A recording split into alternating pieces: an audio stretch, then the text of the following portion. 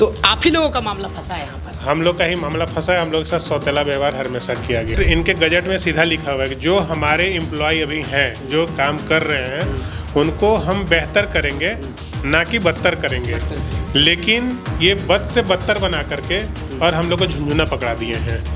बस आश्वासन पे आश्वासन, काम नहीं हुआ। साथ को हम लोग अपने टिकटकी निगाहों से देख रहे हैं, लेकिन इंतजार किए, मालूम चला कि कहीं हम लोग का नामो निशान नहीं है। जुमला हो, बस ये जुमलेबाजी ही है। अभी तक तो यही देखा जाएगा। नमस्कार, मेरा नाम है विकास कुमार और आप देखना शुरू कर चुके हैं ग्लोबल मीडिया अपडेट। झारखंड में विद्युत ऊर्जा विभाग जो है मुख्यमंत्री हेमंत सोरेन के पास है।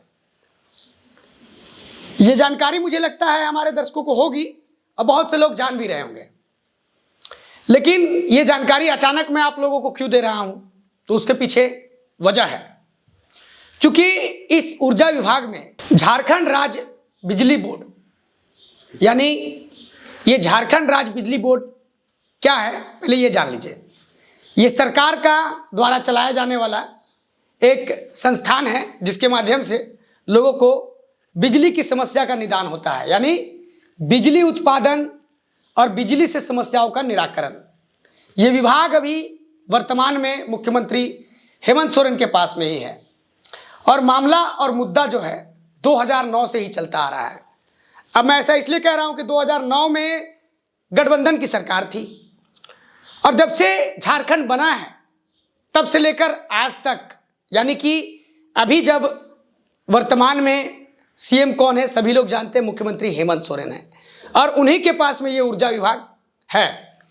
मामला ये है कि 2009 में एक विज्ञापन निकाला जाता है मानव दिवस कर्मी, यानी कि मानव दिवस कर्मी के नाम से एक बहाली निकाली जाती है कि हम इसमें कुछ लोगों को बहाल करेंगे। हमारे साथ सुधांशु पांडे जी हैं जो कि झारखंड विद्युत कर्मी संघ के प्रदेश अध्यक्ष हैं, तो विस्तृत जानकारी ये आपको बताएंगे।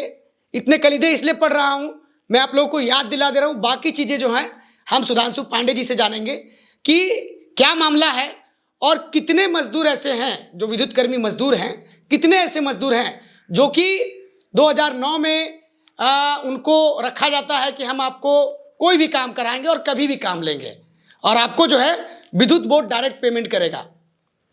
अचानक ऐसा क्या हो जाता है 2017 में कि उनको अचानक से आउटसोर्सिंग में डाल दिया जाता है, यानी जिन लोगों को सरकार ये कहती है कि हम आपको डायरेक्ट बहाल कर रहे हैं, उन लोगों को कुछ वर्षों के बाद काम लेने के बाद उनको जो है डायरेक्ट उठा के डाल दिया जाता है आउटसोर्सिंग में।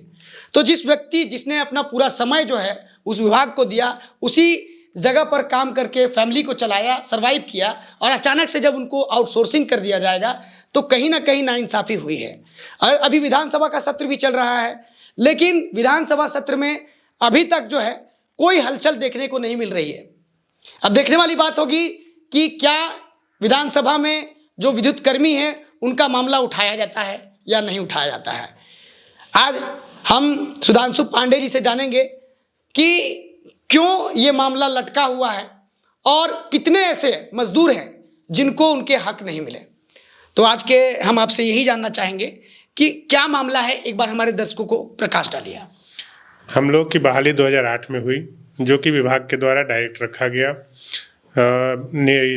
अपना सब ज्वाइनिंग लेटरों का भी हम लोग को दिया गया।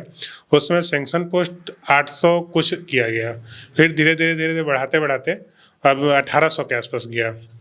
उसके बाद अब भी आज की डेट में लगभग देखें 3000 से ऊपर हो चुका है सेंक्शन पोस्ट। तो हम लोग उस समय हम लोग को बोला गया कि आगे चल के आप लोग का परमानेंट हो जाएगा, आप लोग अभी काम कीजिए। तो ये जो मजदूरी देते थे 100 रुपया पर डे के हिसाब से सारे लोग काम करने पे लग गए थे। लेकिन जब फिर कुछ समय गुजरता गया, हम लोग देखे कि इतना ही महंगाई बढ़ते जा रही है, सबका महंगाई भत्ता बढ़ रहा है, परमानेंट वाले भी का भी बढ़ रहा है, सब लोग का बढ़ रहा है। तो भाई हम लोग भी अपना मांग शुरू किए। जब धीरे धीरे अपना डिमांड हम लोग करना शुरू किए तो स्ट्राइक वगैरह भी किए, तो उस समय हुआ कि नहीं ठीक है, इन लोग का मांग जो है सही है, इसलिए इन लोग को दिया जाए। तो हम लोग कुछ उसमें पेमेंट वगैरह भी बढ़ाया गया। कितना बड़ा था पेमेंट?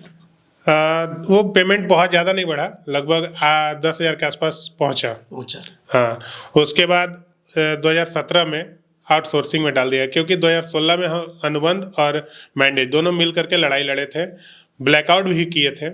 ठीक है, अनुबंध कर्मियों को तो फायदा हो गया, क्योंकि 2024 में जो भी लोग पिछले 10-15 सालों से कार्य कर रहे थे उनको 2024 में तो डायरेक्ट कर दिया गया। हाँ, तो आप ही लोगों का मामला फंसा है यहाँ पर। हम लोग का ही मामला फंसा है, हम लोग के साथ सौतेला व्यवहार हमेशा किया गया। तो समझिए, जिनको कहा गया कि हम आपको डायरेक्ट बहाल कर रहे हैं, यानी मैंडेज मानव दिवस कर्मी के नाम से एक विज्ञापन निकाला जाता है, उस विज्ञापन के तहत लोगों को बहाल किया जाता है, और बहाल करने के बाद 2017 में अचानक से कहा जाता है कि हम आपको आउटसोर्सिंग में डाल रहे हैं, यानी जो बिजली बोर्ड है वो डायरेक्ट पेमेंट नहीं करेगी, अब पेमेंट जो है आउटसोर्सिंग कंपनी के द्वारा किया जाएगा।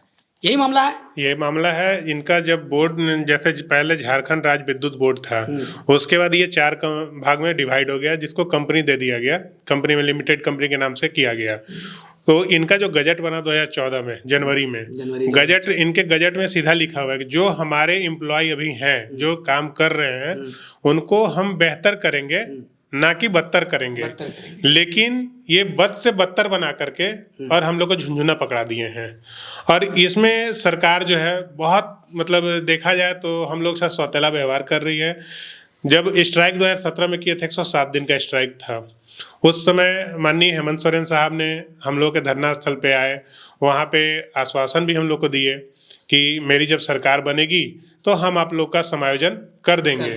लेकिन हम पिछले 5 साल से लड़ रहे हैं, जब से इनकी सरकार बनी है, इनसे मिलना जुलना, हर एक जगह जहाँ भी इनका कोई भी कार्यक्रम होता है, हमने हर एक जगह गया, मैं इनसे मिला, बस आश्वासन पे आश्वासन, काम नहीं हुआ, काम नहीं हुआ।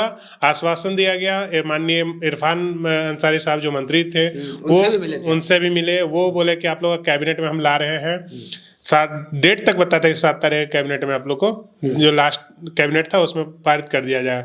7 को हम लोग अपने टकटकी निगाहों से देख रहे हैं, लेकिन इंतजार किए, मालूम चला कि कहीं हम लोग का नामो निशान नहीं है, नहीं, जुमला हो गया। बस ये जुमलेबाजी ही है, अभी तक तो यही देखा जाएगा, जुमलेबाजी हो जा रही है। बस ये सिर्फ जो गेम हम लोग साथ खेला जा रहा है, बहुत गलत हो रहा है। जिस दिन हम लोग उग्र होंगे, चाहे वो किन्हीं का सरकार हो, मराएंगे तो मराएंगे, लेकिन पूरा ब्लैकआउट करेंगे एक दिन। जब तक बर्दाश्त कर रहे हैं, क्योंकि पर डे कुछ ना कुछ लोग मर रहे हैं, और मर रहे हैं, उनके घर परिवार को चलाने वाला कोई नहीं है।